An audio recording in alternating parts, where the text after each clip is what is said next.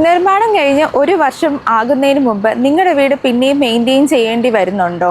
എന്നാൽ അതിനുള്ള റീസൺ എന്താണെന്നറിയോ? നിങ്ങൾ ഉപയോഗിക്കുന്ന ബിൽഡിംഗ് മെറ്റീരിയലിൻ്റെ പ്രോബ്ലമാണ്.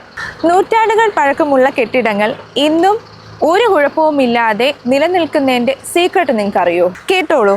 നമ്മുടെ നദികളിൽ നിന്ന് കിട്ടുന്ന പ്രകൃതിദത്തമായ ആറ്റുമണലാണ് നൂറ്റാണ്ടുകൾ പഴക്കമുള്ള കെട്ടിടങ്ങളെ ഇപ്പോഴും ഈടോടുകൂടിയും ഉറപ്പോടുകൂടിയും നിലനിൽക്കുവാൻ സഹായിച്ചിരുന്നത്.